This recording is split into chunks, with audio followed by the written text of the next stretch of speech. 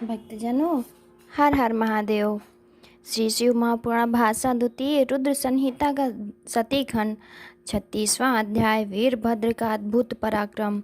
ब्रह्मा जी बोले, उस समय इंद्र विष्णु जी का परिहास करते हुए अपनी प्रशंसा करने लगा और देवताओं सहित हाथ में वज्र लेकर वीरभद्र से युद्ध करने को आगे बढ़ा। तब उनका यह उद्योग देख रुधिर से भीगा मुख दक्ष अपनी स्त्री सहित उनके पास जाकर बोला, हे देवराज, आप लोगों के बल पर ही तो मैंने इस यज्ञ को आरंभ किया, क्योंकि मैं जानता हूँ आप ही लोग सत्कर्मों की सिद्धि के प्रमाण हैं। दक्ष के इस वाक्य को सुनकर देवताओं सहित इंद्र शिव की माया से मोहित हो युद्ध करने के लिए आगे बढ़े।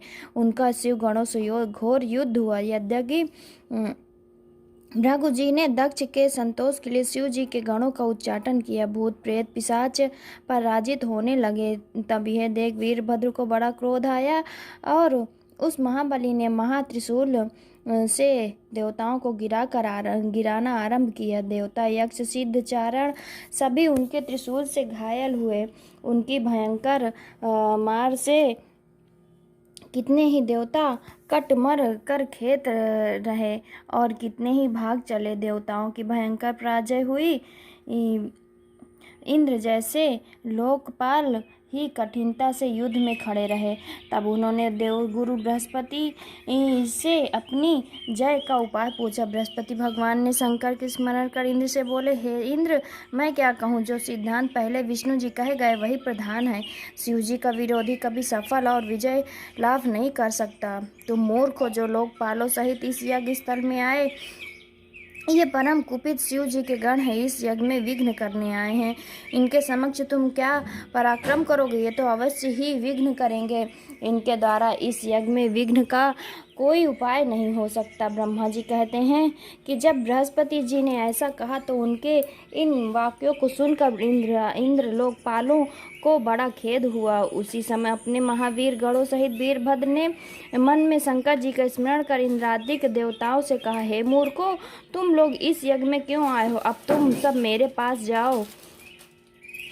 पास आओ तो मैं तुम्हें इसका फल दूंगा। हे इंद्र, हे अग्नि, हे सूर्य, हे चंद्रमा, हे कुबेर, वरुण व नैऋत्य, यम, शेष और सभी चातुर देवताओं, आज मैं तुम्हें इसका फल दूंगा जिससे तुम सर्वदा के लिए तृप्त हो जाओ।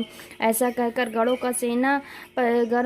का सेनापति वीरभद्र अपने तीक्ष्ण बाणों से उन देवताओं को छेदने लगे।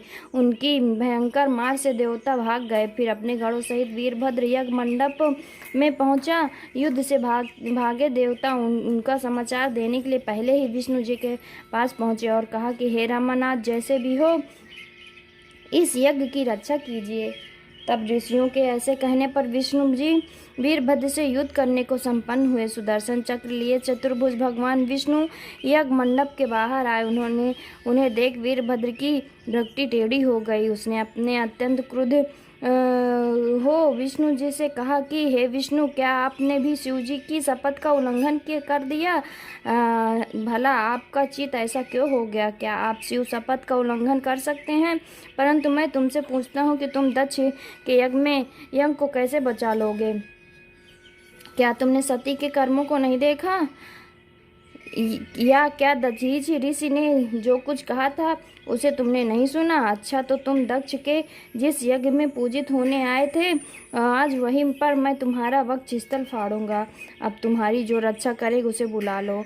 मैं तुम्हें अभी पृथ्वी पर गिराकर भस्म कर दूंगा। रे दुराचारी, शंकर विमुखी, अधम विष्णु, क्या तू पवित्र शिवजी के महात्म को नहीं जानता?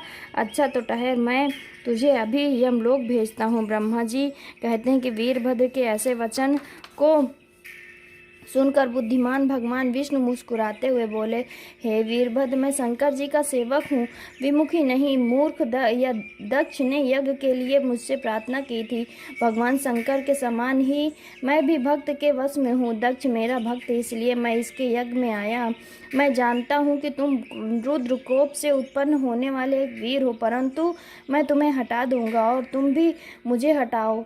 जैसे हो, जैसा होगा देखा जाएगा। ये सुनकर वीरभद्र ने एक लंबी सांस लेकर हंसते हुए विष्णु जी से कहा, हे महाप्रभु, मैं तुम्हारी परीक्षा ले रहा था, परंतु अब मुझे ये जानकर प्रसन्नता हो कि तुम मेरे प्रभु के भक्त हो।